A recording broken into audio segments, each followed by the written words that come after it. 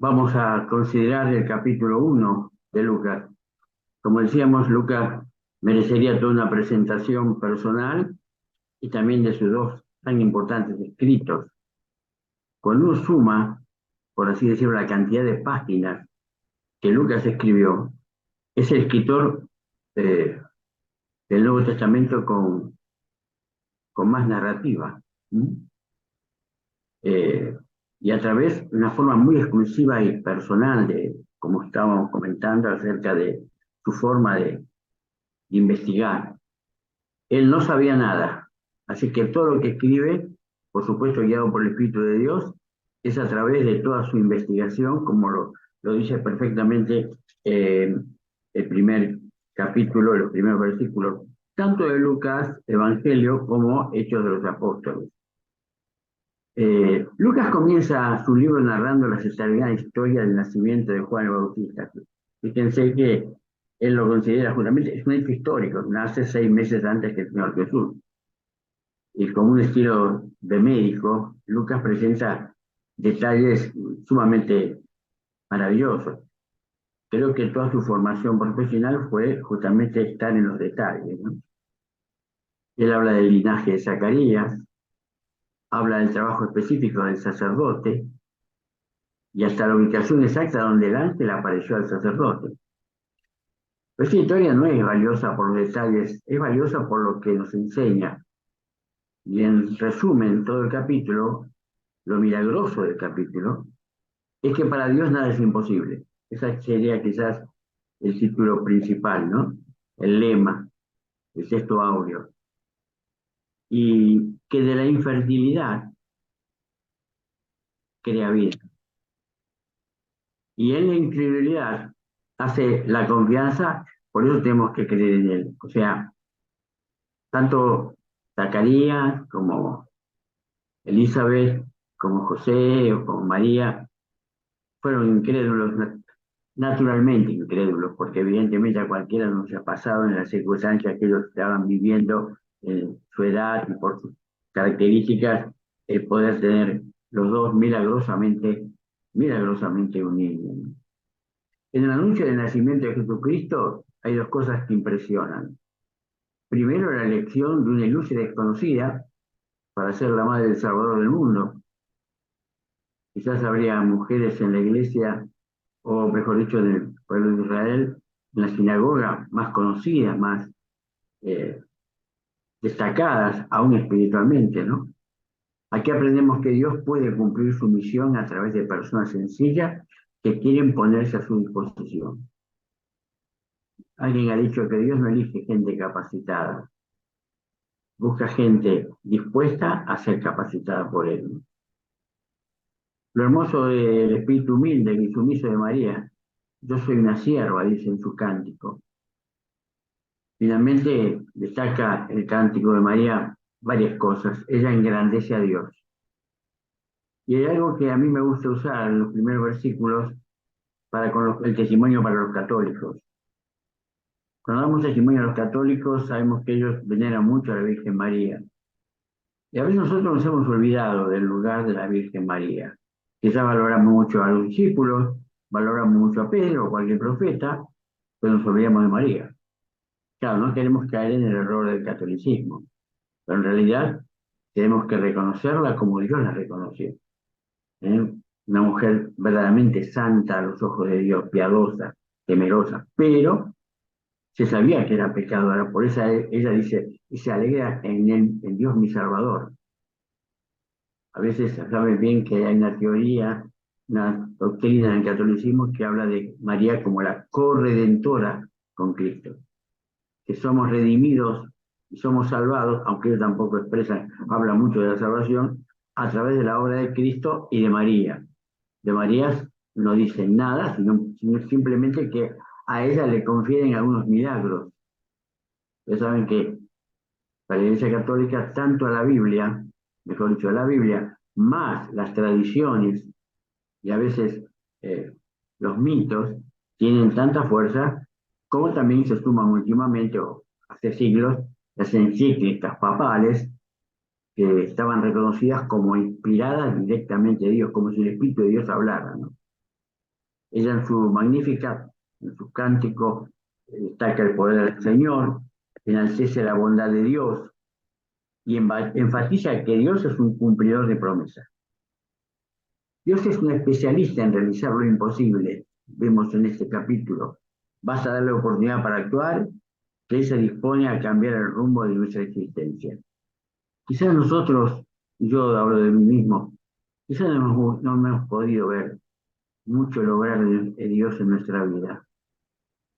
Si bien estamos en el Evangelio de hace muchos años y tratamos de ajustarnos a las palabras del Señor, uno a veces piensa si en verdad eh, uno está cumpliendo, entre comillas, el sueño del Señor para con cada uno de nosotros. Si el propósito, el proyecto que Dios tenía para mi vida es el que yo estoy realizando. Yo creo que no. Yo creo que me he interferido mucho al plan de Dios. Muchas veces he hecho lo que a mí me parecía de buena voluntad, buscando la dirección de Dios. Pues quizás como a veces oramos, ¿no? Buscando en la oración que Dios apruebe nuestro punto de vista y nuestra voluntad. La palabra de Dios es, como decíamos en el Salmo 119, lámparas a mis pies tu palabra y una luz para mi camino, ¿no? Y vamos a considerar más cerca este capítulo 1 de Lucas, este evangelio que fue escrito por un médico llamado Lucas, igual que el libro de los Hechos, que fue destinado en primera instancia a Teófilo, todo un personaje. Por el trato que él le da de excelentísimo, evidentemente, Lucas tenía contacto con, por lo menos, con gente destacada de la, la alta alcurnia, ¿no? No sé si él tendría alguna función militar o función, sería un senador, podría ser romano, o un lictor, o sea, aquellos que estaban a cargo juntamente con los jueces de la justicia, pero evidentemente era muy importante para que justamente Lucas podían haberlo evitado. Podían haberlo evitado como evitaron los otros discípulos o los otros evangelistas a escribir sus libros. Sin embargo, quizás es una idea, ¿no? Que él lo pone en las dos narrativas de Lucas y los Hechos, porque es un desconocido Teófilo. No hay mucho detalle de él, no hay nada de él. Ni Lucas hace mayor detalle que simplemente tomarlo como un objetivo de su narrativa. Quizás nos alienta a pensar que siempre hay alguien cercano a nosotros que necesita nuestro testimonio. Y el Evangelio de Lucas es un testimonio, los Hechos de los Apóstoles es un testimonio. Ahora fíjense, hermano, qué fe tenía Lucas, ¿no? Dedicarle dos libros abundantes en detalles, sobre todo los Hechos de los Apóstoles en cuanto a los viajes, a alguien que no era cristiano, aparentemente. Alguien que Lucas quizás estaba orando por él, estaba, los dos libros están escritos alrededor del año 60, aproximadamente. Así que en ese sentido es interesante, ¿no? Es un símbolo, Teófilo, de muchos que necesitan ser alcanzados por la enseñanza de nuestro Señor Jesucristo. Es un evangelio ordenado sistemáticamente, como decíamos antes, mismo a veces el evangelio de Juan tiene historias o escenas salpicadas, ¿no? No lleva una correlatividad como los evangelios sinópticos. Está basado en la enseñanza que, por supuesto, no presenta desde el nacimiento hasta la ascensión de Jesús. Es posible que, además de justamente los detalles del nacimiento del Señor Jesús, es posible que Lucas se haya acercado a María, o a alguna de las mujeres, pero más a María. Y en algunos pasajes que parece que tienen un tinte de Marcos. ¿Mm? Los otros no. Y Marcos mucho más cercano al propósito, puesto que estaba escrito para los romanos y Lucas para los griegos. Eran las dos comunidades que se entremezclaban en la época, ¿no? El capítulo 1 de Lucas es un capítulo extenso. Comienza diciendo que Lucas hizo algo así como una investigación, casi una tesis bibliográfica en relación a la vida y a las enseñanzas del Señor Jesús. Así como Mateo fue un evangelio dirigido esencialmente a los judíos, así como Marcos fue dirigido esencialmente a los romanos, Lucas fue esencialmente escrito para los griegos. Y dice así, ¿no? El primer versículo: puesto que ya hemos tratado de poner en orden la historia de las cosas que entre nosotros han sido ciertísimas, tal como nos lo enseñaron los que desde el principio lo vieron. Aquí está haciendo referencia a aquellas fuentes que él investigó, lo que vieron por sus propios ojos, y fueron ministros de la palabra. Me ha parecido también a mí que haber investigado con diligencia todas las cosas desde su origen, escribiéndoselas por orden, oh excelentísimo Teófilo. Fíjese que interesante, ¿no? El nombre aparece casi al final de la narrativa, antes que al principio, como todas las cartas que generalmente usamos nosotros, para que conozcas bien la verdad de las cosas de las cuales has sido instruido. Evidentemente esta última palabra, las cuales ha sido instruido. De alguna manera, algún tipo de enseñanzas Teófilo recibió y estaba en los prolegómenos del Evangelio. Yo creo que en alguna medida Teófilo esperaba que Lucas le contara. Quizás habló con él en la necesidad de decir: yo quisiera saber algo más. Y bueno, así él colocó estos hechos en orden, una investigación muy detallada. El versículo 5 en adelante dice la palabra: hubo en esos días de Herodes, rey de Judea, un sacerdote llamado Zacarías, de la clase de Abías. Su mujer era de la hija de Aarón, se llamaba Elizabeth. Ambos eran justos delante de Dios y andaban irreprensiblemente en todos los mandamientos y ordenanzas del Señor. Pero no tenían hijos, porque Elizabeth era estéril y ambos eran ya de edad avanzada. Aquí nos encontramos con el anuncio del nacimiento de Juan el Bautista. No lo hemos leído por amor al tiempo, pero todos conocemos este capítulo. Es bueno que lo leamos porque por algo es extenso. Me parece a mí que hasta los encargados de haber analizado que la Biblia tuviese capítulos y versículos, consideraron que este capítulo tenía que contener todas las historias, porque hablan de un mismo Dios de los imposibles, ¿no? Eh, bueno, encontramos el anuncio de Juan Bautista en los tiempos de Herodes, el más corrupto de los emperadores de Judea. Un sacerdote Zacarías, porque aún en los tiempos más difíciles Dios mantiene hijos puros como Zacarías y su esposa, también descendiente de Aarón. Ambos eran rectos e intachables delante de Dios, que obedecían a todos los mandamientos y preceptos del Señor, pero no tenían hijos porque Elizabeth era estéril y los dos eran de edad avanzada. Esto nos recuerda a Abraham, ¿no es cierto? Y a Sara. Pero Dios llega y produce un milagro en la vida de este matrimonio, como resultado de este milagro y de la aparición del ángel frente a quien Zacarías se asustó. El versículo 13 nos dice que: pero el ángel le dijo a Zacarías: no temas, porque tu oración ha sido oída, y tu mujer Elizabeth te dará a luz un hijo y llamará su nombre Juan. Tendrás gozo y alegría, muchos se regocijarán en su nacimiento. El versículo 12 decía: y se turbó Zacarías al verle y le sobrevino temor, ¿no? Y está aquí toda la narrativa de la comunicación del ángel Gabriel. Y, eh, y fíjense qué interesante, en el versículo 18 dice: dijo Zacarías al ángel: ¿en qué conoces esto? ¿En qué conoceré esto? Porque yo soy viejo y mi mujer es de edad avanzada. Respondiendo el ángel le dijo: yo soy Gabriel, que estoy delante de Dios y he sido enviado a hablarte y darte estas buenas nuevas. Como diciendo: no hay ninguna interferencia, no hay ninguna cosa mía. El Señor me ha enviado a verte. Este, y bueno, mientras Zacarías se demoró en volver de su lugar de adoración, el pueblo estaba preocupado, no regresaba y se dieron cuenta que había tenido una visión. Y cuando terminaron los días de su servicio y regresó a su casa, y Elizabeth quedó encinta pocos días después y se mantuvo recluida 5 meses. Y esto es otra cosa, otra obra del Señor, que ahora ha mostrado su bondad al quitarme la vergüenza que yo tenía antes de esto. Porque justamente una mujer que fuera estéril en aquel tiempo no se veía bien. aunque nadie tenía la culpa de ser estéril, ¿no? Pero es como que parecería que tenían la idea de que ese era un castigo de la naturaleza por algo.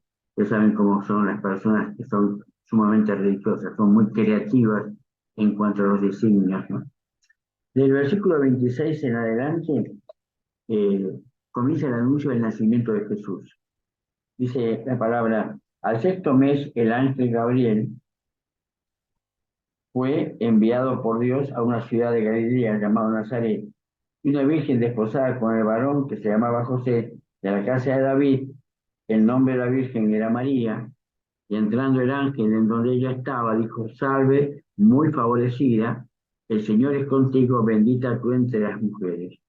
Mas ella cuando le vio, se turbó, miedo, o sea, espanto, por sus palabras y pensaba que qué salutación sería esta. Entonces el ángel le dijo, María, no temas porque has hallado gracia delante de Dios. Algo similar a lo que le dijo a Zacarías, ¿no? Que venía de parte de Dios. Y ahora concebirás en tu vientre y darás a luz un hijo y llamarás su nombre Jesús. Y este será grande y será llamado Hijo del Altísimo. Y el Señor Dios le dará el trono de David su padre. Y reinará sobre la casa de Jacob para siempre y su reino no tendrá fin. Esta declaración, hermanos, es tremendamente abarcativa. Habla más allá del Apocalipsis. Qué maravilloso, ¿no? Como el Señor comienza una cosa sabiendo el final de toda la historia. Eh, Versículo 30 es esta declaración maravillosa.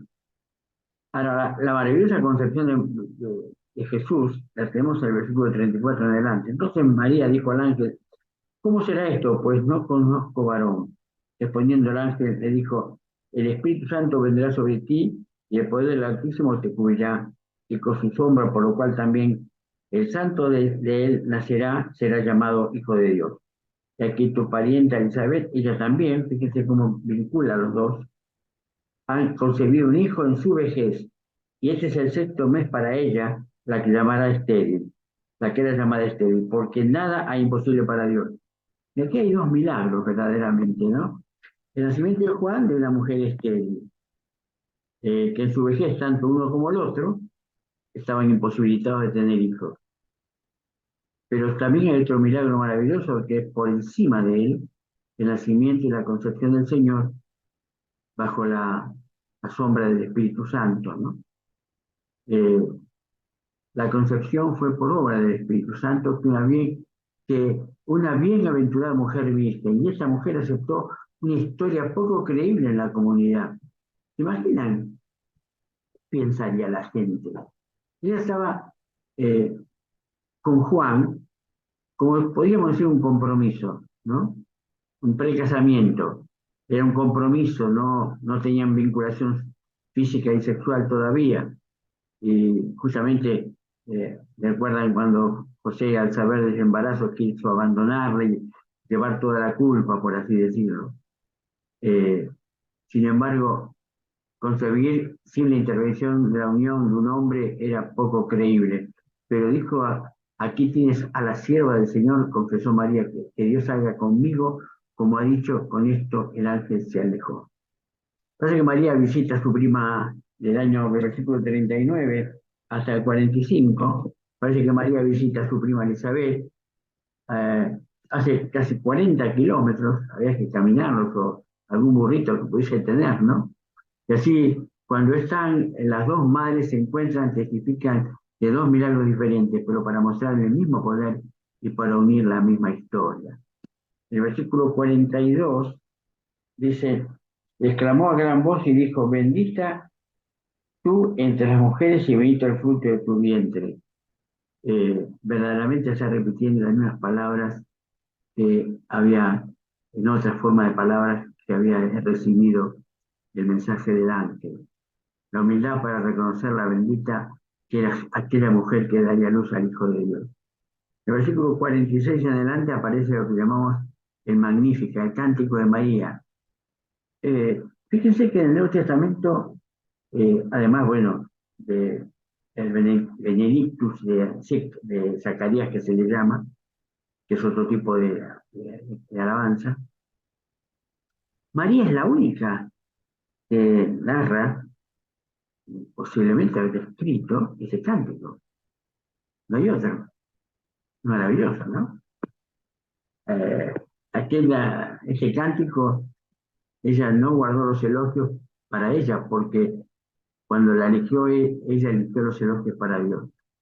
Dice allí en el versículo 46, entonces María dijo, engrandece mi alma al Señor y mi espíritu se regocija en Dios mi Salvador, porque ha mirado la bajeza de su sierva, pues he aquí, desde ahora me dirá bienaventurada todas las generaciones, porque me ha hecho grandes cosas el poderoso, santo es su nombre.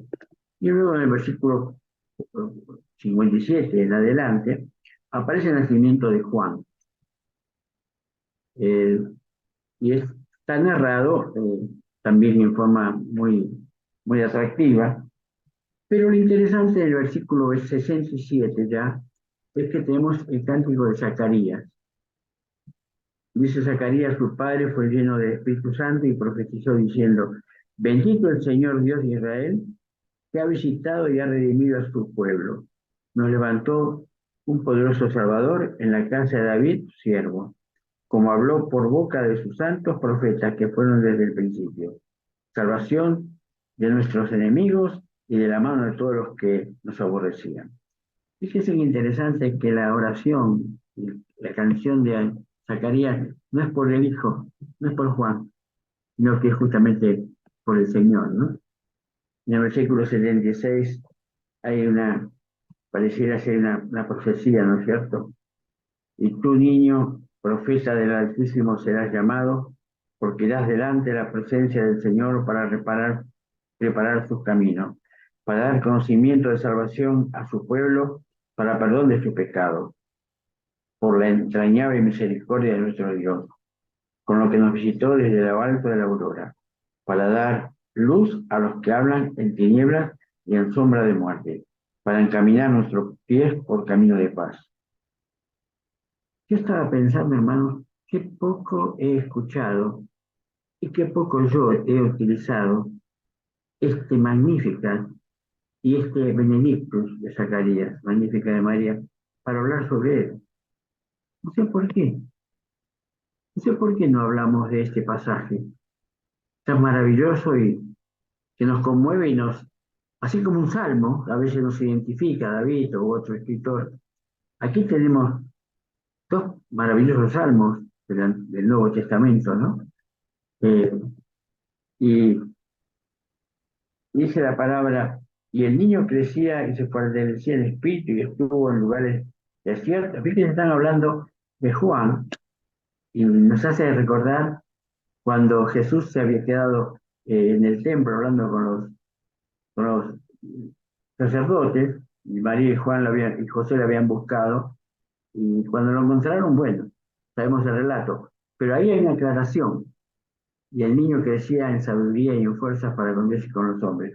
Y Juan parece ser lo mismo, pero hay un detalle de Juan. Y el niño crecía y se fortalecía en espíritu, y estuvo en lugares desiertos hasta el día de su manifestación a Israel. No sabemos de qué edad se dirigió al desierto, y sabíamos que se alimentaba de miel y langostas silvestres. Qué misterio, ¿no es cierto? Qué misterio. Pero evidentemente lo maravilloso de este capítulo es lo maravilloso de Dios, aquel que de la nada, de lo imposible, hace todo. Que Dios bendiga su palabra.